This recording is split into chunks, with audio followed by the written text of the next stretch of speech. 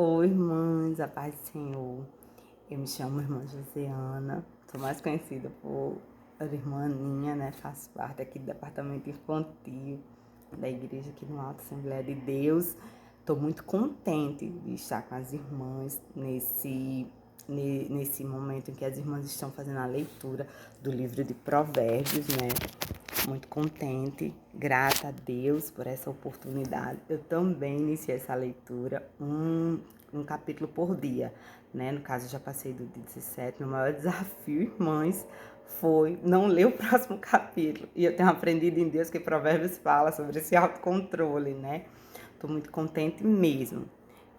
E espero que as irmãs estejam cada vez mais fortalecidas e edificadas em Cristo através desse livro, dessa leitura, que a palavra de Deus ela se manifeste de forma poderosa e as irmãs se sintam e fiquem edificadas e fortalecidas para falar para outras pessoas e viverem experiências que Provérbios já nos alertam, né, a respeito e passarem bem, né? Louvando e engrandecendo o nome do Senhor. O livro de Provérbios é um livro assim, bem especial, né? Ele fala a respeito de várias coisas do nosso dia a dia. Eu acho que é o livro mais diferenciado nesse contexto, porque ele fala com clareza. Ele fala da conduta familiar, ele fala de conduta no trabalho, ele fala de honestidade, ele fala de amizade, sabe? Ele deixa de forma clara, bem esclarecida, as coisas que agradam a Deus. Ele fala também a respeito da necessidade da gente se controlar, da gente ter humildade, ter paciência, respeito pelos outros, né? Pelos pobres, né? Em especial, ele traz essa fala. E ele fala sobre lealdade com os amigos, né? Lealdade com as pessoas que a gente tem ao nosso derredor, que são os nossos amigos.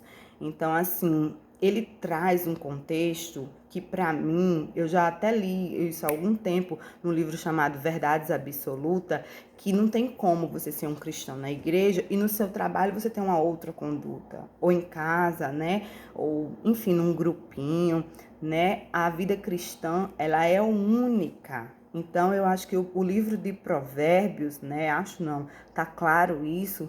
Ele traz que não existe essa separação, que nós somos ligados em Cristo Jesus e isso nos faz ser sempre cristãos, né? Exemplos de Cristo, né? Da conduta de Cristo em qualquer espaço que a gente esteja, em qualquer grupo que a gente esteja, em qualquer meio que a gente esteja, seja com pessoas pobres ou ricas. Nós somos o exemplo de Cristo. E isso tem que ficar claro para as pessoas, isso tem que ser a vitrine, tá entendendo, irmãos? Então, o livro de Provérbios tem essa peculiaridade. Talvez os irmãos já tenham até visto sobre isso, não sei. Porque é muita coisa, né, que ele tem para nos acrescentar. E o livro em si, né, escrito por Salomão, filho de Davi. Salomão foi uma referência de alguém que adquiriu uma sabedoria diferenciada. Tá aí muito claro, né? A gente lendo, a gente vê, não, isso não é humano.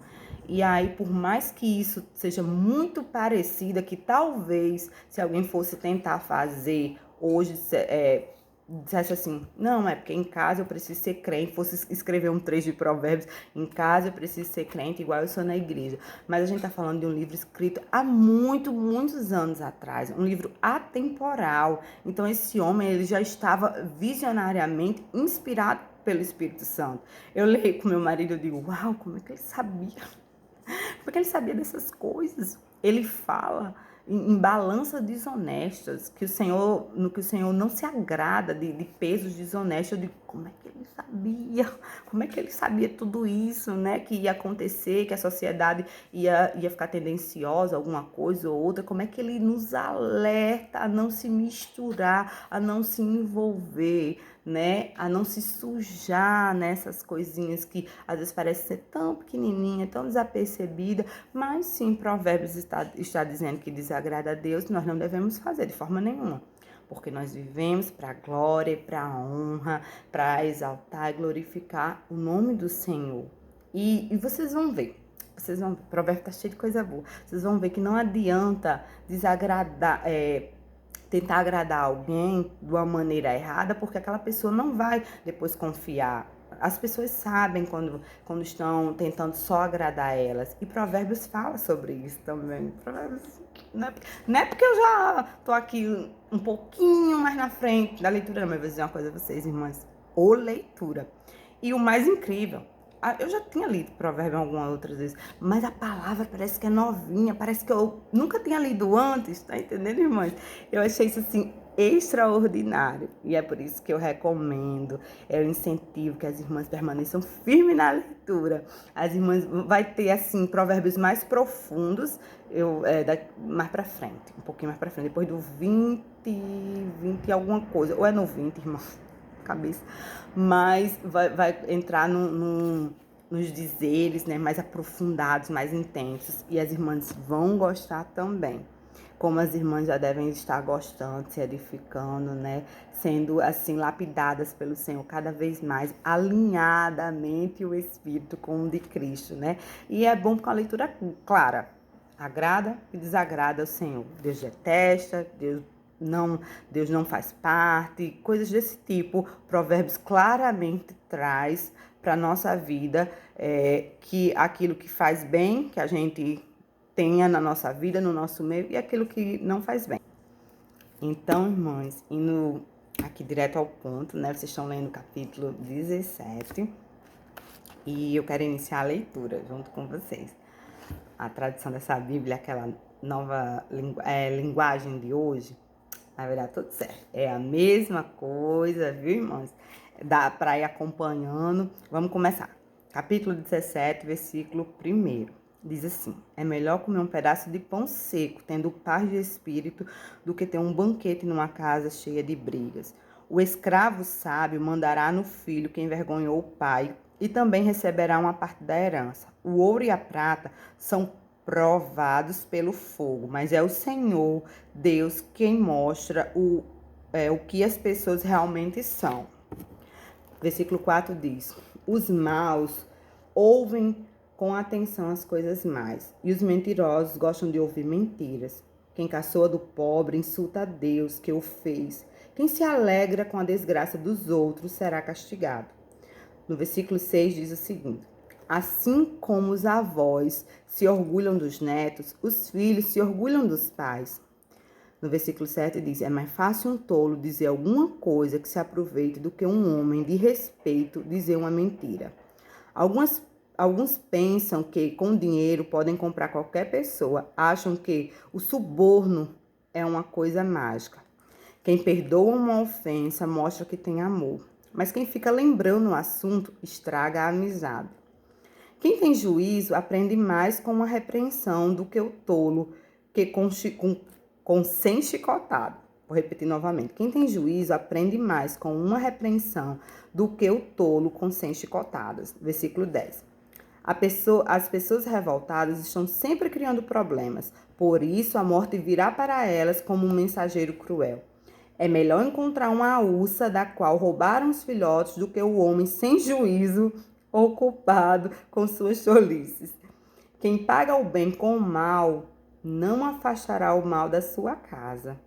O começo de uma briga é como a primeira rachadura numa represa. É bom parar antes que a coisa piore. Há duas coisas que o Senhor Deus detesta: que o inocente seja condenado e que o culpado seja declarado inocente. Versículo 15, aqui diz isso.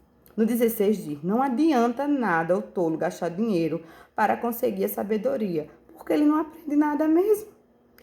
17.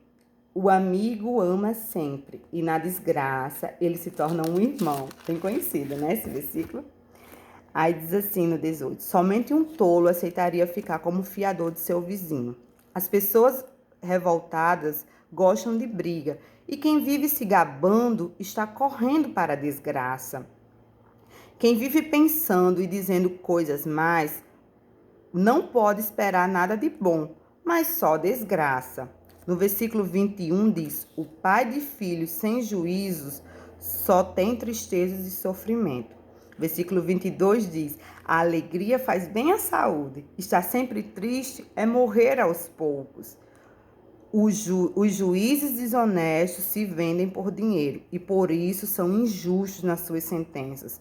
Quem tem juízo procura sabedoria, mas o tolo não sabe o que quer. O filho sem juízo é tristeza para o seu pai, amargura para a sua mãe. O 26 diz: não é bom multar um homem correto, não é certo castigar os líderes honestos. O 27 diz: quem controla suas palavras é sábio, e quem mantém a calma mostra que é inteligente. No 28, o último diz assim: até um tolo pode passar por sábio e inteligente se ficar calado. Irmãos, vocês viram quanta coisa interessante? É como um tesouro, um achado muito precioso. Cada coisa que foi dita aqui, de forma tão clara, né? Palavras tão simples, porém preciosas, valorosas, né? E eu vou refrisar algumas, né? Ressaltar que foram as que mais me chamaram a atenção, que o Senhor tocou no meu coração, mas que as irmãs possam compartilhar também aqui conosco. Qual foi o texto que o Senhor falou grandemente para o seu coração? Compartilhe, mande aí um áudio compartilhando. Olha, esse foi o versículo que mais me chamou a atenção do capítulo 17, sabe? Fale o que a irmã entendeu, o que o irmão entendeu, o que Deus falou com a irmã, que a irmã gostaria de compartilhar, né? Porque é algo tão precioso que a gente acha e o Senhor, assim, não, o Senhor não ensina e nem traz esse sentimento de ficar pra gente, mas sim de compartilhar. Enfim, o versículo 1, né, que é algo assim poderosíssimo, a fala: é melhor comer um pedaço de pão seco, tendo paz de espírito, do que um banquete numa casa cheia de brigas. E às vezes a gente fala tanto isso, e fica aquela confusão. É ditado popular? Não, é um provérbio, foi algo inspirado de Deus para Salomão para compartilhar com a gente. Então é algo importante e precioso para a gente pensar e refletir. Então, algo precioso e importante para a gente refletir, para a gente absorver, né? Não vamos fazer comparativos de lugares bons, lugares melhor, mas assim, quando o Senhor me traz essa palavra para minha vida, me faz refletir o que eu quero para minha casa, né? Qual é a proporção de coisas que eu quero nela. Não tô falando de banquete, não tô falando disso, mas eu tô falando de paz, sabe? Independente de na sua casa, se só você e seu marido, ou se é uma família maior, a paz é aqui a grande chave desse contexto, sabe? Claro que é muito forte quando diz um pão seco do que um banquete. Mas se você pode ter um banquete, glória a Deus por isso. Mas tenha o seu banquete com paz, aquela paz que excede todo o entendimento. Uma paz que dinheiro algum compra. Quantas pessoas são riquíssimas, né? Tem bastante dinheiro, mas elas não têm paz. E isso não é bom para a vida dela, porque também tem pessoas pobres, pessoas com menos condições que também não têm paz. Então, assim, a Bíblia traz esse contexto, porque é uma coisa já assim extraordinária Salomão falar desse assunto naquela época, sendo que a gente já vive essa realidade também nessa época. Por isso que eu falo que é atemporal, né? Vai de tempo, além dos tempos, dos anos. Mas assim, traga paz para sua casa, traga Cristo para sua casa, fala de banquete para os seus horários de alimentação, ore ao Senhor, agradeça, mas também em outros momentos, né? Convide o Senhor para ser o centro da sua casa, seja com pouco ou com muito, mas tenha paz na sua casa, porque essa é a verdadeira sabedoria, é a gente buscar pela paz. A gente sempre busca, e não estou dizendo também que é errado, ter uma condição melhor na vida. A gente busca ter aquele móvel melhor, a gente busca ter aquele alimento melhor, mas Salomão enfatiza aqui que independente do banquete ou do pão seco, a paz é o mais importante para a gente ter em casa, né? No versículo 9, ele fala também: quem perdoa uma ofensa mostra que tem amor, mas quem fica lembrando um assunto estraga a amizade. Se ficar só aí já estava muito bem explicado, né? Isso mostra um valor que devemos ter, irmãos, que vai além, muito além de tudo que a gente imagina, sabe? É a relação com o marido, com um amigo, com quem for. Perdoou, esqueceu, deixa pra lá. Ficar lembrando não é sábio. Não vai levar a gente para nenhum lugar que agrade a Deus, até porque vai causar mais desconforto, né? Então, isso é algo, assim, muito importante para ser enfatizada. Também o versículo 13, olha aí o que diz o versículo 13, assim, quem paga o bem com o mal não afastará o mal de sua casa. Sabe, é quase não imaginável, né? Se alguém me faz o bem, por que pagar com o mal, né? Já não é algo muito fácil da gente acreditar que alguém que fez o bem vai receber o mal em troca. Mas quando isso acontece, Salomão diz que não afastará o mal de sua casa. Ou seja, abriu uma grande brecha, tá entendendo? Porque teve uma conduta errada. E a gente já, lendo o 17, a gente viu em muitos outros versículos para trás sobre essa conduta, sobre esse posicionamento que Deus quer da gente, sabe? Eu costumo dizer que se algo, que a gente não deve fazer algo errado, mesmo que todo mundo esteja fazendo. A gente deve fazer aquilo que agrada a Deus, mesmo que poucos ou ninguém esteja fazendo, sabe? A maioria não pode ditar a nossa conduta com Deus, a nossa comunhão com o Senhor. E Provérbios está aí para isso, né? Esses dizeres que estão aqui escritos, essas palavras, ela mostra que o ser humano, a sociedade, estava tendenciosa a certos comportamentos. Se não fosse assim, o Senhor não tinha trazido, né, essa revelação para Salomão e para ele escrever. Então, irmãos, não vamos ser tendenciosos a fazer coisas, a reagir, porque a maioria faz, seja no trabalho, uma coisinha que para muitos passa despercebida, mas todo mundo faz. Mas você não é todo mundo, você é escolhido de Deus, você é escolhido de Deus, tá entendendo? E não é porque todo mundo faz que é para ser feito. A gente vai fazer aquilo que agrada a Deus, sabe? Mesmo que nem todo mundo esteja fazendo. O que importa é que agrade a Deus. E se todo mundo está fazendo o que agrada a Deus, aleluia por isso. Isso é maravilhoso. No 15 diz assim: há duas coisas que o Senhor detesta: que o inocente seja condenado, e que o culpado seja declarado inocente. Quem nunca? Quem nunca? Quem nunca viu nessa sociedade que a gente vive o inocente sair como culpado, ou até mesmo você numa situação sair como culpado e o culpado sai como inocente? Mas olha aqui a grande coisa que o Senhor traz, a grande mensagem, a grande revelação que Deus traz para a nossa vida. Ele diz assim: duas coisas que Deus detesta. Então, as duas coisas que Deus detesta. Rasguei. O inocente ser culpado, ser considerado culpado, e o culpado ser considerado inocente. Então, irmãos, vocês vão dizer: e aí, irmão, onde você quer chegar? Eu quero chegar que se Deus detesta, fique tranquilo, irmão. A providência vem de Deus. Deus nos abençoa, mas também Ele resolve os assuntos que não agradam a Ele.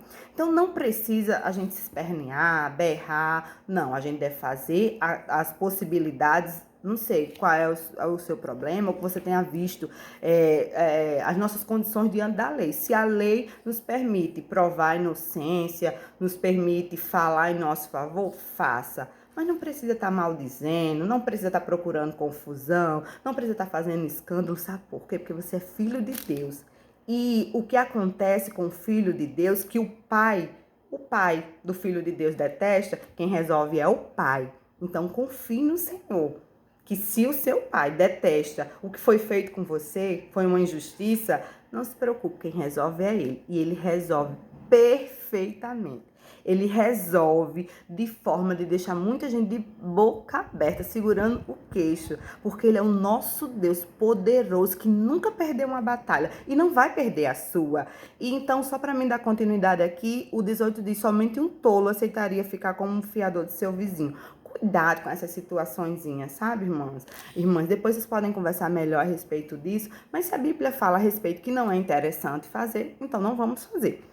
E no 20 diz: quem vive pensando e dizendo coisas, mas não pode esperar nada de bom, mas só desgraça. Vamos ter cuidado com o que a gente fala, vamos ter cuidado com o nosso pensamento, sabe? Nós temos aqui uma máquina perfeita, porque ela veio de um Deus perfeito, né? Que é esse cérebro. Então vamos ter cuidado, vamos trabalhar o que está aqui. aqui, porque o que tá aqui que desce pra boca, né? Que verbaliza.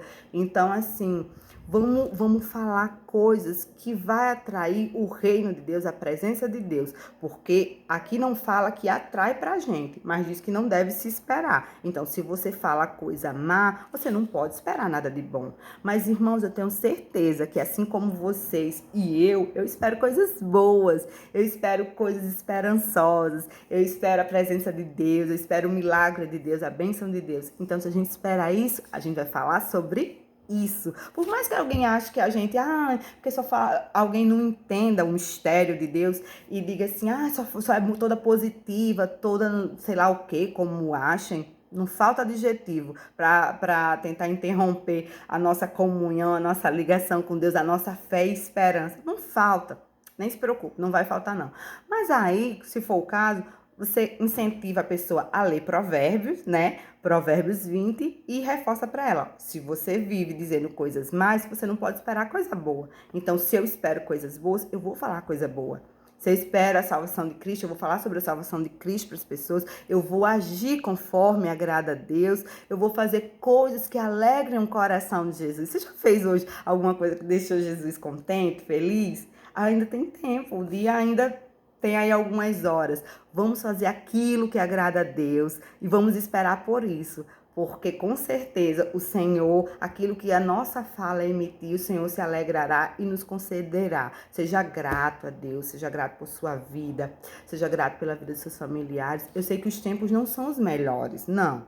Vivemos em meio a uma pandemia e sem contar que o curso natural das coisas já estavam bem agravado, a sociedade muito complexa, muito confusa, difícil de se lidar, né? Até mesmo em nosso meio. Mas não vamos desanimar, não. O Senhor busca por remanescente, vamos ser positivos, né? Por mais que a gente tenhamos perdas e perdas difíceis, eu sei que pessoas perderam familiares, perderam, enfim, perderam coisas em sua vida e pessoas, né? Esse querido, como eu disse. Mas devemos acreditar que Deus, que não só Deus está no controle, mas Ele tem um propósito para cada situação e determinadas coisas que nos acontecem. Então não é diferente com sua vida. Deus tem um propósito grandioso e essas situações, né, que acontecem, elas não vão ser eternas de forma nenhuma. O que é eterno é o gozo, é a alegria que vamos viver com Cristo, é a salvação, é estar presente com Ele no céu, sermos consolados, sabe, com sua presença. Então, assim, por mais difícil que as coisas sejam agora, tente não focar nelas apenas, até porque no versículo 22 diz assim, a alegria faz bem à saúde, estar sempre triste é morrer aos poucos. Então, irmãos, essas duas coisas, para mim, elas estão ali bem juntinhas, sabe? Aquilo que você fala, que é o que você pode esperar, né? Se você não fala coisa boa, você não vai esperar coisa boa. E também a alegria. A Bíblia fala que a alegria do Senhor é a nossa força. Então, Provérbios, nesse versículo 22, na segunda parte, ele ainda diz assim, estar sempre triste é morrer aos poucos. Irmãos, Deus tem vida e vida com abundância para a sua e para a minha vida. Mas, irmã, não foi você que passou por isso, não foi você que viveu isso, meu parente, o coronavírus. Não, realmente, eu vivo outras situações. Essa daí talvez eu não tenha vivido. Mas você tem uma escolha para quem você quer olhar, para onde você quer focar, sabe? A situação aconteceu e muitas outras irão acontecer. Mas você tem que saber que Cristo permanece com você. Cristo não saiu do controle de nada de que aconteceu, por mais difícil e dolorido que seja, sabe? Deus não poupou o seu próprio filho de passar pelo momento difícil, de morrer numa cruz de forma tão cruel, injusta e dolorosa. Então, nós não vamos esperar ser poupado de coisas que acontecem nessa vida, mas nós devemos saber que o nosso diferencial é a nossa fé para o presente, para o momento atual, presente, e nossa esperança para os momentos futuros, esperança que está em Cristo, esperança na eternidade. Escolha viver aquilo que agrada a Deus. Provérbios nos traz ricas oportunidades de rever com nós mesmos, sabe? Através do Espírito Santo. Convide o Espírito Santo para sua leitura, sabe? E ore a cada versículo que você se identificar, para que Deus fortaleça mais, se você está indo bem, né? Você vê, esse versículo, eu tô indo por aí mesmo.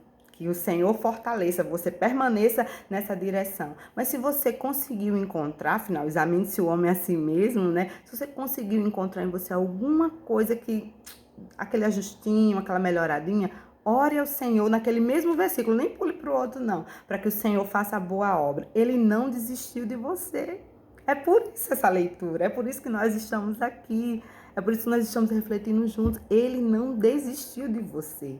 E ele não desistiu a ponto de querer mais com você, sabe? Eu já sei, alguém pode dizer, eu já sei tudo isso, eu já fiz tudo isso, mas Deus quer mais. Deus quer um mergulho mais profundo nessas águas de relacionamento com Ele. Ele quer algo mais próximo, Ele quer renovar a tua mente, quer trazer vocês ali para um equilíbrio, quer fazer você da mesma estatura do Filho, quer mostrar que você é um escolhido de Deus, que você é um vencedor e que você tem um diferencial, que por mais que as circunstâncias não sejam boas, mas você tem de Cristo uma sabedoria extraordinária.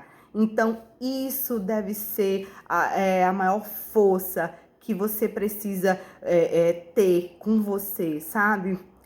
Eu sei que há momento de chorar e há momento de sorrir, mas esses momentos, e principalmente, né, esses momentos de tristeza, eles devem passar, né? A psicologia tem toda uma explicação, a gente entende que são coisas difíceis, né? Mas a gente tem que lembrar de Provérbios quando diz que a alegria faz bem à saúde.